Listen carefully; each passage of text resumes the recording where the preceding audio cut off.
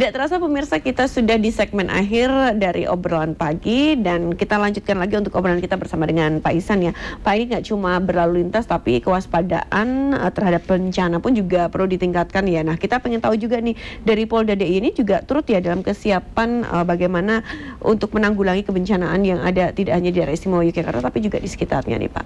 Iya, tentunya salah satu kerawanan di Jogja ini kan adalah terkait kerawanan bencana ya, betul. karena kita juga pernah mengalami ya, ada gempa ada juga gunung erupsi Merapi, sehingga kami terus mempersiapkan diri ya apabila terjadi bencana dengan melakukan pelatihan, kemudian simulasi seperti yang kami sampaikan tadi. Beberapa hari yang lalu kami laksanakan simulasi tanggap darurat bencana di dalam rangka bagaimana kemampuan, kemudian komunikasi, kolaborasi antar instansi itu bisa terjalin dengan baik apabila terjadi bencana, karena ini sangat penting. Kemudian terkait yang lainnya juga kita secara aktif melakukan kegiatan bantuan sosial ya. Kemarin kami mengirimkan juga beberapa uang ya kepada masyarakat yang terdapat bencana di daerah Sumatera, Aceh. Juga ada pakaian yang layak pakai tentunya. Betul. Kita juga kirimkan, termasuk kita saat ini juga masih membuka posko bantuan kemanusiaan ya, yang ada di Polda, di depan Polda. Di sana kita siapkan dapur umum. Dapur umum ini kita peruntukkan untuk masyarakat, termasuk khususnya mahasiswa ya, mahasiswa yang berasal dari Aceh ataupun Sumatera Barat, Sumatera Utara yang terdampak bencana. Kita siapkan dapur umum dengan porsi makanan yang kita siapkan setiap hari itu 600 porsi. Oke, dan itu gratis akan diberikan kepada mahasiswa, ini khusus untuk mahasiswa ya Pak ya? Kita siapkan 200 porsi untuk sarapan pagi, bisa ke sana nanti setiap jam 8. Kemudian juga ada makan siang jam 12 nanti, kemudian makan malam juga kita siapkan jam 16.00 WIB. Silakan dimanfaatkan. Kita juga membuka sarana WiFi gratis ya bagi mahasiswa ataupun masyarakat yang ingin berkomunikasi dengan keluarganya yang ada di tempat tadi di Aceh, Sumatera Utara, Sumatera Barat. Kita siapkan WiFi. Jadi ini masih kita operasionalkan. Kita melihat situasi nantinya seperti apa. Kalau memang masih dibutuhkan, kita akan terus membuka posko bantuan kemanusiaan ini. Jadi itu salah satu bentuk aksi solidaritas ya dari Polda DIY, termasuk tadi terus berlatih, terus meningkatkan kemampuan, keterampilan, terus bersinergi, berkolaborasi dengan Basarnas, kemudian BPBD, kemudian relawan bencana untuk antisipasi apabila terjadi bencana di wilayah DIY. Kita berdoa sih Mbak ya, supaya Jogja tetap aman, tetap kondusif, khususnya dapat terhindar dari bencana. Tapi kita akan siap apabila memang terjadi bencana, dan saya kira Jogja khususnya masyarakatnya juga sudah pernah mengalami bencana, jadi kesiapannya sangat luar biasa. Kalau kita bandingkan dengan bencana-bencana di tempat lain, pada saat bencana di Jogja itu pemulihannya sangat cepat.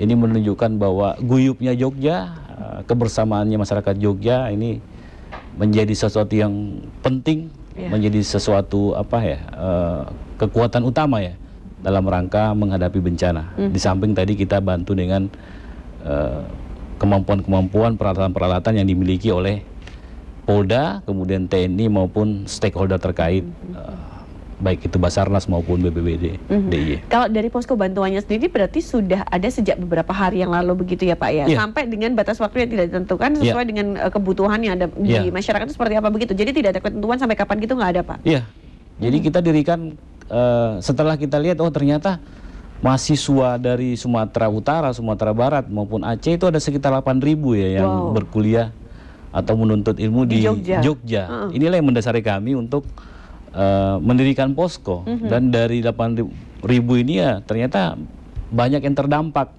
sehingga atas inisiasi Bapak Kapolda, yuk dirikan saja poskonya, dan ini waktunya tidak kita tentukan. Selama masih ada mahasiswa yang datang, kita akan layani.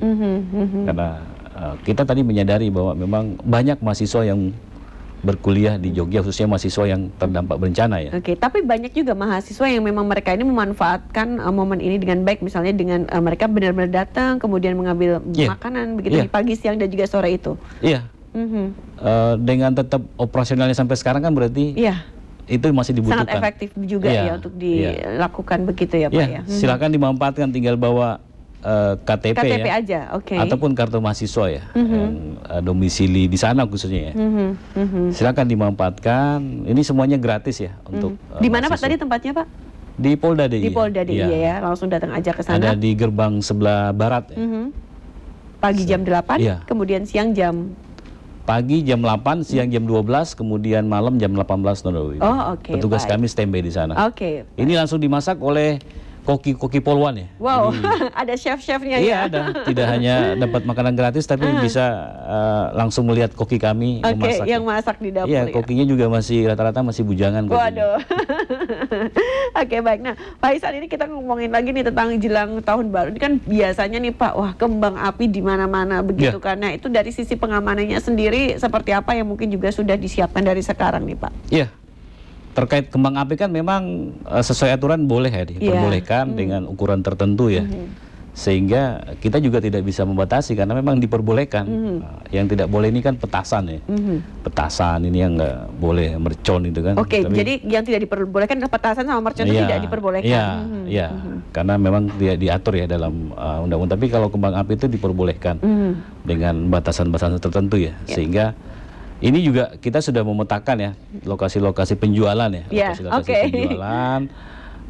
Seperti tahun-tahun sebelumnya juga kita melakukan upaya represif tentunya, karena operasi lilin ini kan mengedepankan preventif atau tindakan preventif pencegahan dengan didukung oleh kegiatan preventif, deteksi maupun represif terhadap pelaku-pelaku penjual bahan peledak ini ya, untuk membuat petasan dan sebagainya. Kita lakukan upaya represif tentunya, karena ini akan sangat berbahaya ya. Berkaca dari tahun-tahun sebelumnya banyak korban ya, banyak korban, bahkan tidak hanya korbannya tidak hanya pelakunya saja, tapi bisa satu kampung tuh kalau dia menyimpan bahan peledak kemudian meledak, seperti terjadi di beberapa tahun lalu di wilayah Sleman, kemudian di Bantul itu kalau tidak salah juga pernah terjadi. Nah ini kita sudah mapping, kita sudah petakan, dan termasuk di media, mereka kan penjualannya juga by online biasanya. Sekarang sudah online semuanya. Ini kita lakukan patroli cyber ya, patroli cyber untuk mendeteksi hal-hal seperti ini. Jadi selain upaya-upaya tersebut tentunya kita terus melakukan upaya sosialisasi ya kepada masyarakat untuk tadi tidak menggunakan ataupun menyimpan bahan peledak ataupun sampai dengan menjual, karena itu ada undang-undangnya. Kita lakukan sosialisasi, termasuk juga represif. Memang kalau memang ini kita sudah melihat ini sangat berbahaya ya, kita melakukan penegakan hukum seperti tahun-tahun sebelumnya. Dalam kesempatan ini saya menghimbau tentunya kepada masyarakat ya, karena ini menjadi bukan budaya sebenarnya, tapi sudah setiap tahun pasti akan ini masyarakat merayakan tahun baru itu sepertinya kalau tanpa kembang api tambah petasan ya. Silakan kembang api kan silakan monggo, tapi untuk petasan bahan peledak lainnya itu kita larang, dan kita akan tegas ya. Kita akan tegas kepada masyarakat baik yang menyimpan apalagi yang membuat, memperjualbelikan. Ini bisa kita proses secara berdasarkan hukum ya? Proses hukum. Ada undang-undang darurat ya, nomor 12 tahun 1951, dan ancaman pidananya cukup berat. Tapi selama ini apakah mungkin juga sudah ada temuan atau belum sih Pak, kalau misalnya ada misalnya orang begitu yang menimbun bahan peledak seperti itu? Dulu kan sempatnya ada temuan-temuan seperti itu. Nah ini belum ada temuan seperti itu. Kalau saat ini belum ya. Tapi kalau tahun-tahun sebelumnya sudah banyak yang kita proses ya. Sudah banyak kita proses, tahu-tahu dia menyimpan bahan peledak yang banyak, ternyata untuk dibuat pas malam tahun baru. Karena memang lebih murah harganya dibandingkan yang kembang api kan mahal tuh. Kalau kembang api kan sangat mahal harganya. Jadi mereka memanfaatkan harga tadi itu dengan memesan bahan peledak dalam jumlah banyak, kemudian mereka melakukan pembuatan secara ilegal ya pasti ya. Ilegal ya, dan mereka membuat sendiri gitu. Ini kan berbahaya. Iya. Banyak kejadian seperti di Sleman, kemudian di Bantul itu, mereka pada saat membuat ini kan UMKM, tapi UMKM-nya negatif nih. Oh. Jadi membuat itu karena tadi nggak ada safety-nya, segala macam, meledak. Inilah. Kalau udah meledak ini kan bukan cuma dia, tapi tetangga-tetangganya juga berimbas, rumahnya bisa hancur. Membahayakan orang yang ada di sekitar kita. Iya. Oke, baik. Nah, Pak Ihsan, nggak kerasa kita sudah hampir 1 jam loh ini ngobrolnya. Nah, sebelum menutup perjumpaan kita, seperti biasanya, ada closing statement yang disampaikan kepada masyarakat ataupun juga pemirsa, monggo silakan. Iya, baik, bagi masyarakat ya, yang ingin merayakan malam Natal, kemudian Tahun Baru, termasuk ingin berwisata di Jogja karena sebentar lagi libur panjang ya, kami himbau untuk tetap mematuhi petunjuk petugas kami di lapangan, kemudian mematuhi peraturan-peraturan ataupun konsep rekayasa yang sudah kami buat nantinya, sehingga dalam perjalanan bisa nyaman, bisa selamat. Kemudian pada saat nanti malam Tahun Baru, kami berharap memanfaatkan untuk hal-hal yang positif ya, hal-hal yang positif yang tentunya bisa memberi manfaat ya. Jangan melakukan hal-hal yang kontraproduktif seperti tadi bermain petasan, kemudian kebut-kebutan dan sebagainya, yang nantinya bukan merayakan malam Tahun Baru, malah nanti malam Tahun Barunya di rumah sakit ya. Atau paling parahnya di kantor polisi nanti Tahun Baru. Jadi manfaatkan malam Tahun Baru ini dengan hal-hal yang positif. Jadi itu himbauan kami, dan kami dalam kesempatan ini juga mengucapkan selamat merayakan Natal ya bagi yang merayakan, dan selamat Tahun Baru 2026. Saya kira itu. Baik, terima kasih Kabid Humas Polda Daerah Istimewa Yogyakarta Kombes Pol Ihsan Edrika. Semoga bermanfaat dan juga selamat bertugas juga untuk bapak-bapak polisi. Tetap menjaga kesehatan juga ya. Baik, nah pemirsa, tidak terasa 1 jam kita sudah akhir dari obrolan pagi. Akhirnya saya Artika Amelia mewakili kerabat kerja yang bertugas mengucapkan terima kasih atas kebersamaan Anda. Selamat pagi dan sampai jumpa.